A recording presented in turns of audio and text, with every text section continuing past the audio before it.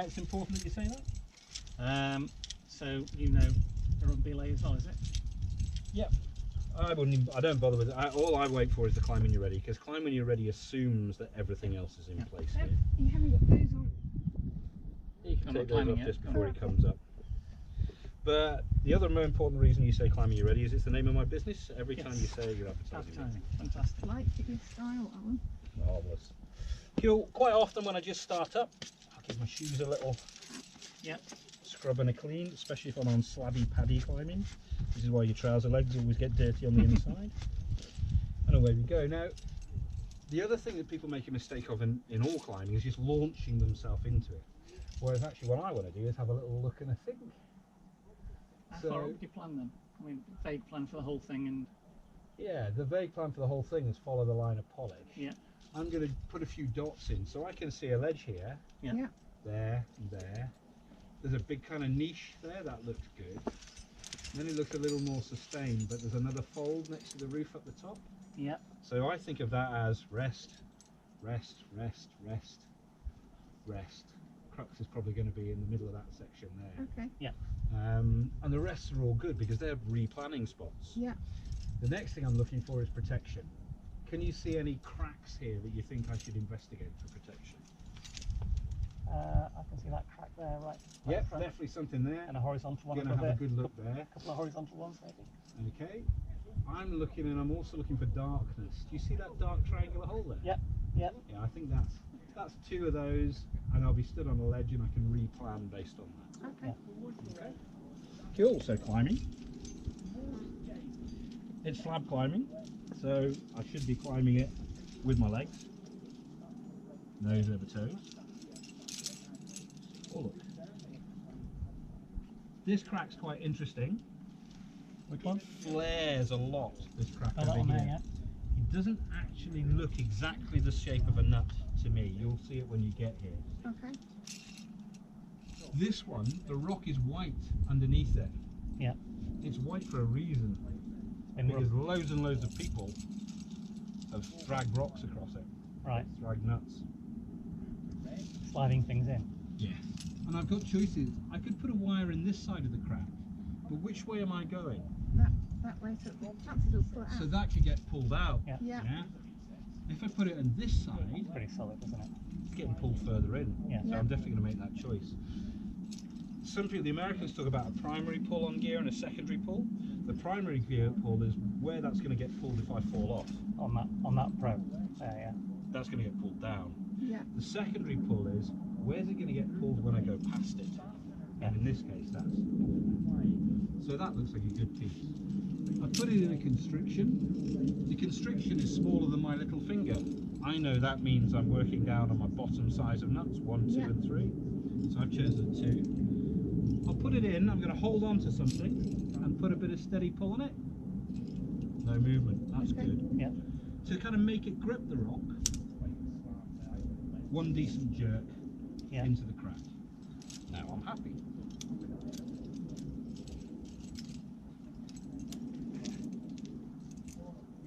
Why do we put extenders on our gear? Why don't I just put a carabiner in there and clip the rope at the carabiner? Because there'd be no flexibility.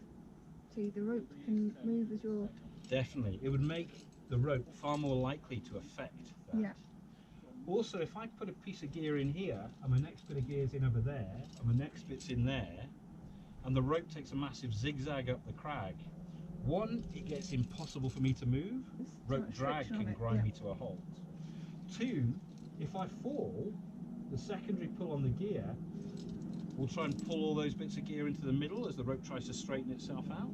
Yeah. So that could yank out all the gear and unzip it. Yeah, good. And three, any tight bends in the direction reduce how much of this there is to shock absorb. Okay. Yeah. If there's a tight change in angle, then I might only have the rope available above the last gear to shock absorb. Okay. Whereas if the whole thing runs free, I've got all the rope available That to makes shock sense. absorb, which is what I want. And for that reason, it's common in trad climbing to carry some of these longer extenders, especially if I think I might weave a bit. So I'm fairly certain I'm going to go quite a way to the left here. Yeah.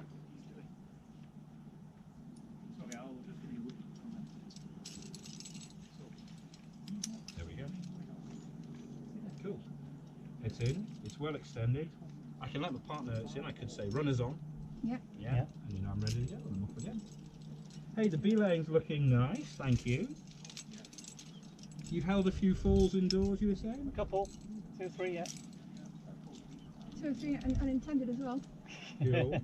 What's it going to Surprise feel like if I fall off? I'm going to get pulled towards here. You are. So how you stand can be quite important as well. Why don't you stick a foot out somewhere, put it under the rope? Under, as in like that? Yeah, just make sure you're not going to get in the way of you belaying. If you can belay, you that's put your fine. foot over this.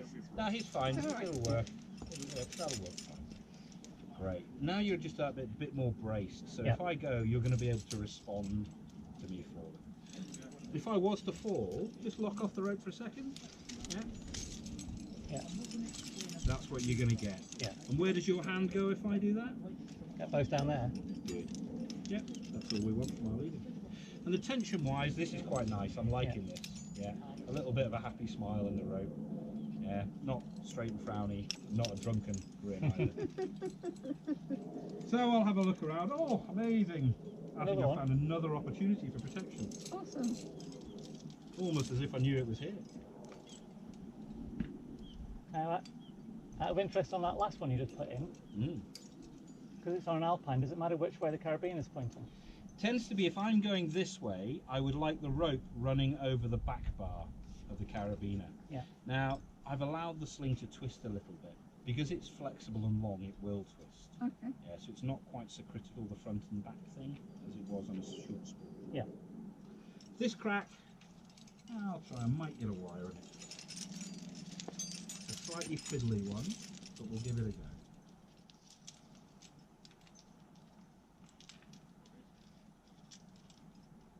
Steady pull, holding on to something, that'll do. Give it a jerk, move a little, another jerk, now it's staying still. Okay, I'll take that.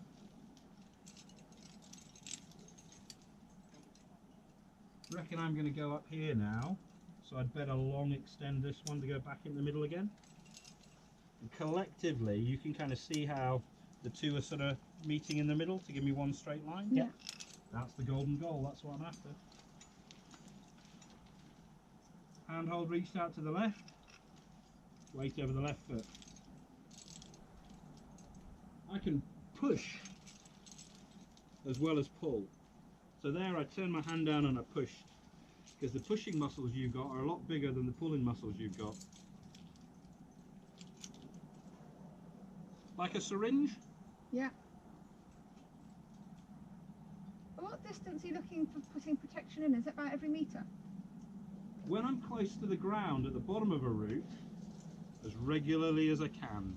Okay. Because if I fall, You don't want to deck out. I don't want to hit the ground, so I'll keep the protection coming nice and regularly. Okay. But a good kind of trad dictum when you start off with is never pass a runner, never pass a belay, unless you know when the next one is coming. Okay.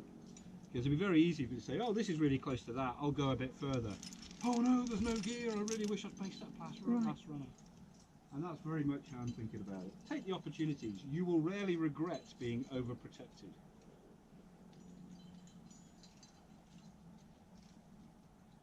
Getting hot now. The other way around. So the cams have two cogs wider apart and two narrower. And my wider apart cams weren't quite perfectly engaged on the left there, but by turning it over and putting the wider apart ones on the right, I've got a better fit.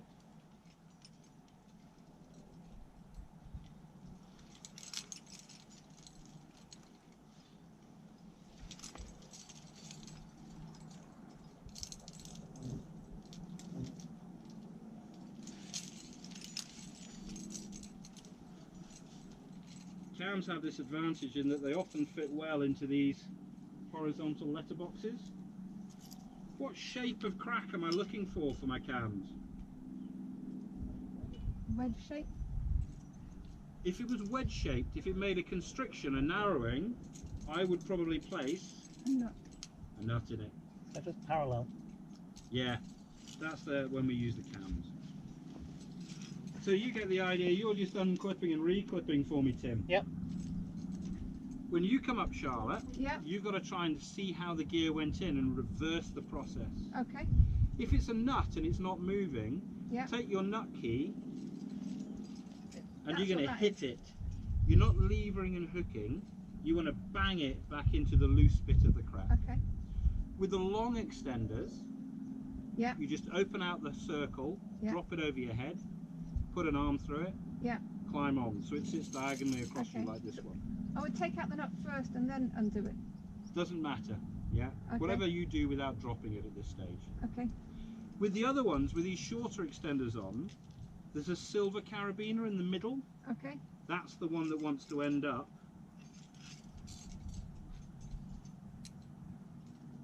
attached to your harness. Okay. What happens if I put the end? It's long and dangly. Yeah, too long.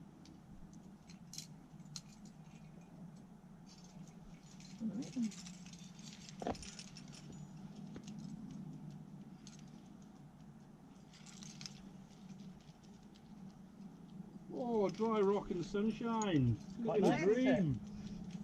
Didn't expect this, to be honest. A bit of a breeze. That's why we came here. Yeah. I was hopeful. Well, it paid off.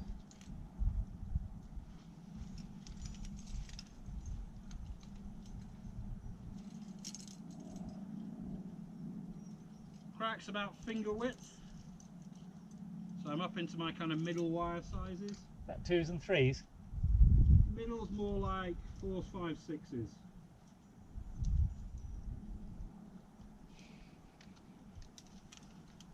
Look at how straight my line on my rope work is. Ah, as if you've done it before, Alan.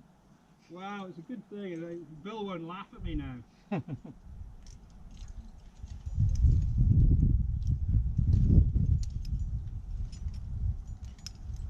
When you get here, just note which way I've gone. There's a ladder up the end here. Okay.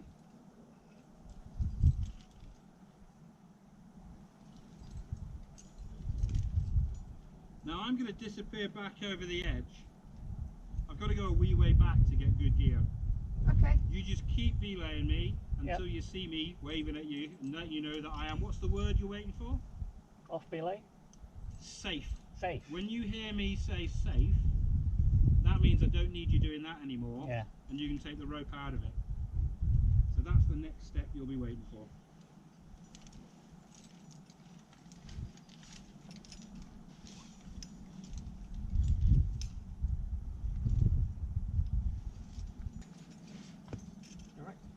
I'm ready. Okay.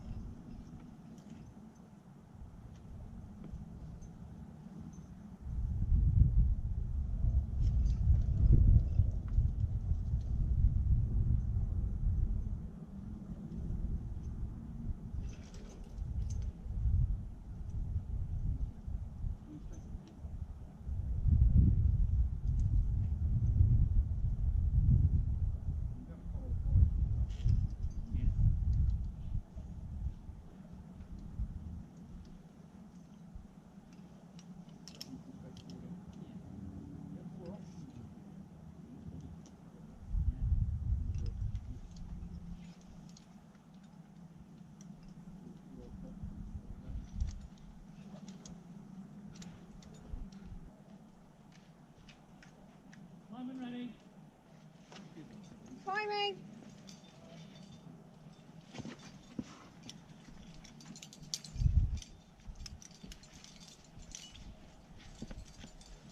Careful, Bill.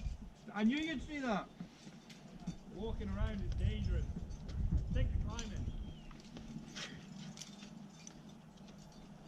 You working next week? Can't think that far ahead. We're working the assessment with you. Next week. That, yeah, okay, yeah, I am then. I'm only in Thursday, Friday. Okay. Are you in all week for it? Yeah. You can't climb Monday then? No. Or Sunday.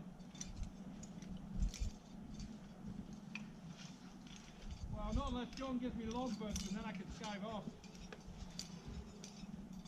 I was looking for something to head a bit south with.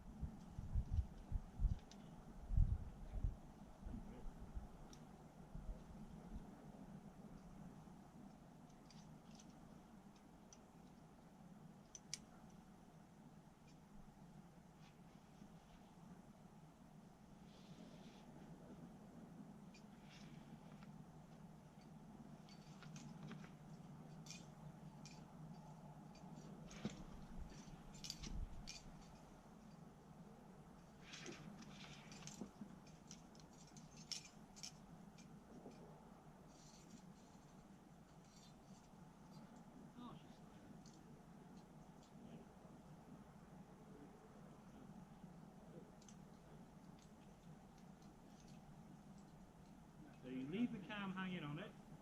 Yeah, Just take that middle carabiner. There you go. like that. Okay. Just like that.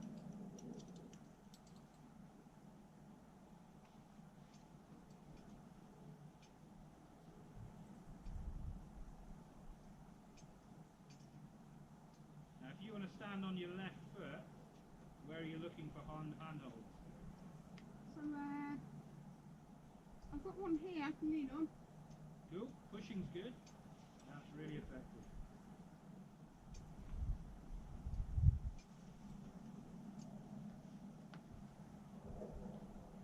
Nice.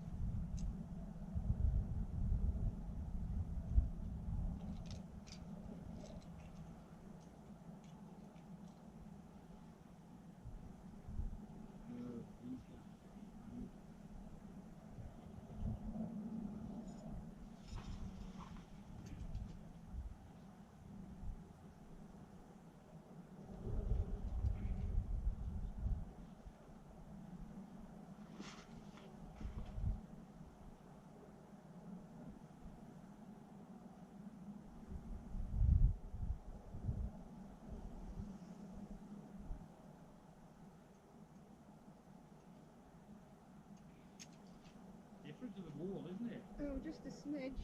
So there's colours to follow. Takes a while to get your eye in and what's a big enough hole, what's a flat enough change of angle. Yeah.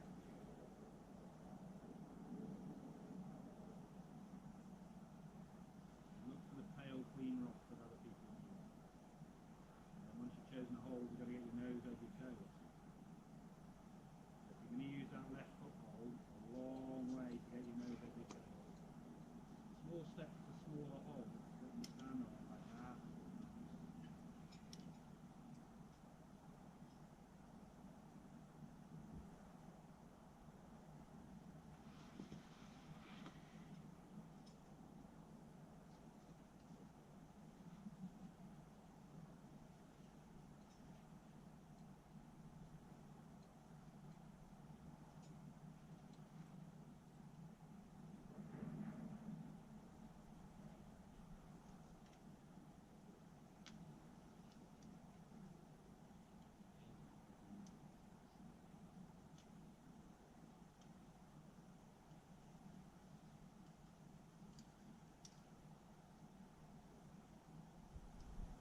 So with that one, Yeah.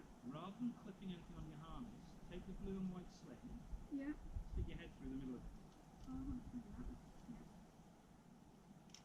I'll put the one bolt through. That's it. And then if you look on your left, on the very edge, on the arete, Yeah. the line of holes you can use the ladder.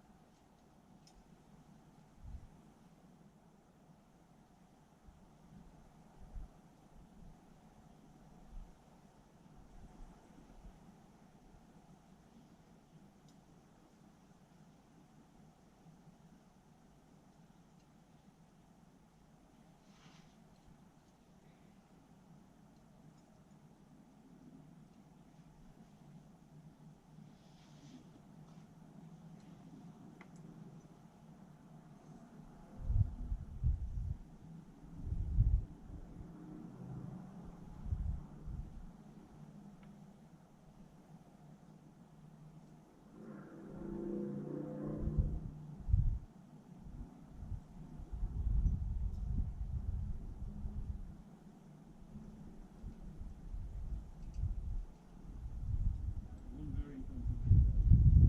You're not smiling.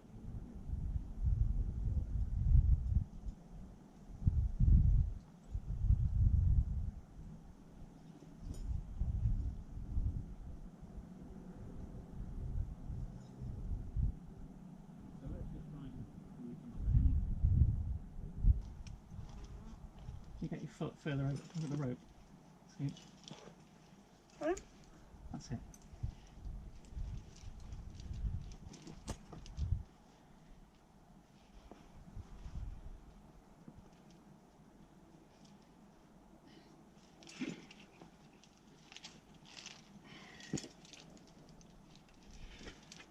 Plan out, you move up and around the corner.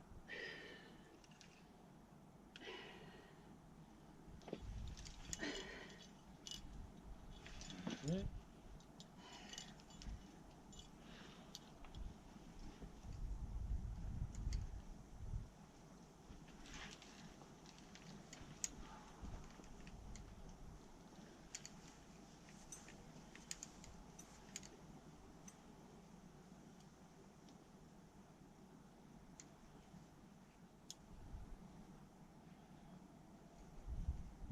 You clicked on.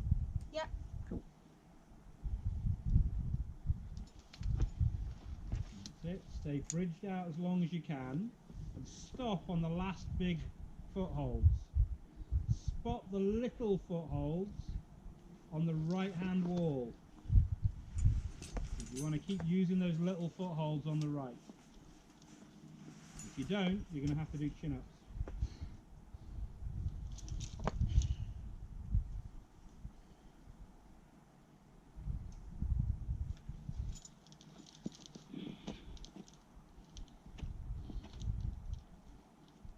And have you done your unclip and reclip on the gear? Yes. So have you got those footholds on the right hand wall? About the width of a finger, Yeah. probably about waist height, and then that one by your elbow on the right as well. Yeah. So just work your feet up onto those. Good. And then reach up. Don't stop on those handles. Good. Feet out on that right hand wall now. Feet. Right hand wall. Further out. That's the one. So now, wave at me with both hands. It's easy, isn't it? Yeah. So don't neglect the feet for the hands. Just pop the rope out the crack for me, please. Lovely. Plan it before you do it. Where are the feet going to go? Run, put them reach up and down. I didn't do it too. Ah, that's the one I asked you if you'd done. Okay. Yeah, got to do them at chest height. Don't let the climbing screw your gear. Otherwise you fall off. That's the next one you should be doing them now. Yeah.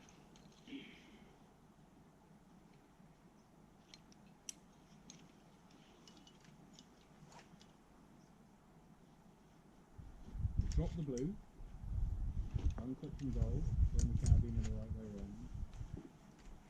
Turn the carabiner, rotate the carb so the sling's in the other end. That's it.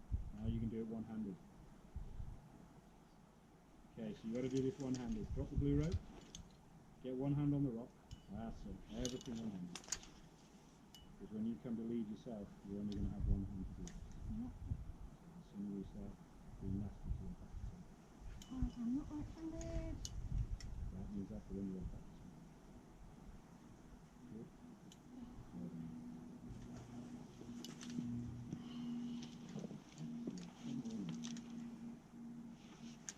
See what I mean about getting stopped on the hard bits? It would be very easy down there just to pull and stop and think and go, oh no, my arms are pumping out.